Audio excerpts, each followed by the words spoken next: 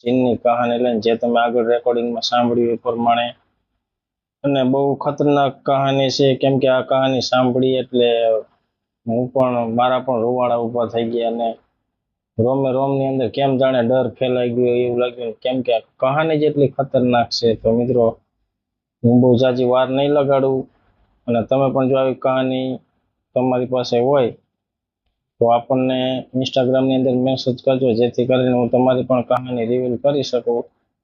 તો આજે આપણે કરવી છે ખતરનાક ચીનની વાત. તો મિત્રો આ કહાની આપણને રેશમા નામની છોકરીએ મોકલેલી છે. તો રેશમા બેન આપણને કોલ રેકોર્ડિંગમાં એક વાત જણાવી કે એમને શું શું ગુમાવ્યું છે, બધી જ વાત આપણને કરેલી છે. તો પહેલા તો હું તમને બતાવી દઉં કે આજે રેશમાના પોતાના ઘરની જ કહાની છે. તો બન્યું એવું કે 2016ની વાત છે અને તેમના પપ્પાને સારો ધંધો ચાલતો, એટલે કારખાનું હતું નાનું એવું, અને નીચે કારખાનાના ઉપરના મકાનની અંદર એ રહેતા અને જોઈન્ટ ફેમિલીમાં રહેતા. ઘણા બધા કાકા કાકી દાદા બધા સભ્ય જાજા હતા. પછી ધીમે ધીમે એવું થવા લાગ્યું કે જે રેશમાના પપ્પા છે એના ઉપર કેમ જાણે કોઈક માંસના ટુકડા ફેંકતું હોય, જે રાત્રે સૂતા એટલે તેમના ઉપર માંસના ટુકડા આવીને પડતા, બારીએથી કોઈક ફેંકતું. તો એના પપ્પા પછી ધીમે ધીમે એમનો ધંધો બંધો બધો ખોવા લાગ્યો અને કારખાનું જે સારું ચાલતું હતું એ પણ ધીમે ધીમે ઠપ થવા લાગ્યું. પછી ધીમે ધીમે એમના પપ્પા બીમાર જેવી હાલત થઈ ગઈ અને બહુ ખરાબ હાલત થવા લાગી.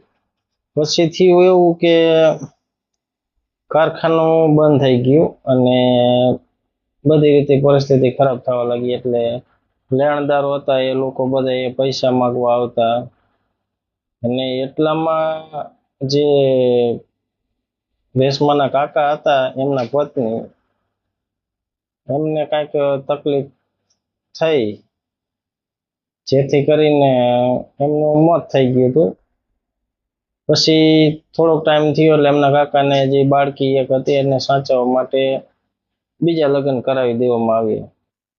પણ ધીમે ધીમે પરિસ્થિતિ બહુ ખરાબ થતી જઈ અને થોડોક ટાઈમ વીત્યો હશે કે 16થી શરૂઆત થઈ, 2018 આવતા હતા તે બાળકીનું પણ હૃદયની કોઈક તકલીફથી મોત થઈ ગયું. તો હવે મિત્રો તમે જો કે મોતનો સિલસિલો આ ઘરની અંદર ચાલુ થઈ ગયો છે. પછી રેશમાના પપ્પા બહુ બીમાર પડવા લાગ્યા. એક દિવસ એમને એક મુસ્લિમ મિત્ર હતા, તે એમને પૈસાનું લેણું હતું એટલે એ આવ્યા હતા કે શું છે ને કઈ પરિસ્થિતિ, આપણે પૈસા લેવા માટે જઈ. પણ એ આવતાની સાથે જોઈ લીધું એમને. પછી એમને રેશમાના પપ્પાને કીધું કે પ્રફુલભાઈ,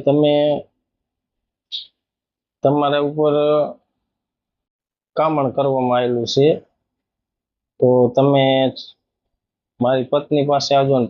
તેમના પત્ની હતા એ મુસ્લિમ બેન રહ્યા, એ આવા ઉતારાઓ કરતા અને આવું બધી વસ્તુનો માહિતી હતી વધારે એમને, એટલે એમને કોશિશ કરી તો કઈ વાંધો નહીં. પછી રેશમાના મમ્મીને વાત કરી હતી એટલે રેશમાના મમ્મી એના પપ્પાને બેસાડીને ભાઈના ઘરે લઈ ગયા. એ અહીંયા લઈ ગયા એટલે પહેલા તો એના પપ્પા જવા તૈયાર નતા, પણ ધીમે ધીમે તોય લઈ ગયા. પછી બેને એમને જે એમની થતી હોય આયાત પડી ને એવું બધું કર્યું અને આમના પપ્પાને ફ્રી કરી દીધા. પછી ધીમે ધીમે સારું થવા લાગ્યું. પણ રેશમાનો જે મોટો ભાઈ હતો વિક્રમ, તો રેશમાનો જે ભાઈ હતો વિક્રમ, ધીમે ધીમે એને તકલીફ પડવા લાગી અને મોઢાની ઉપર કેમ જાણે લાલ ચાંદા સાલા પડવા એવું ધીમે ધીમે એવું થવા લાગ્યું. પછી તે વિક્રમ તો મોઢે રૂમાલ બાંધીને જ રાખતો અને બહુ બહાર પણ નીકળવાનું ઓછું થઈ ગયું હતું.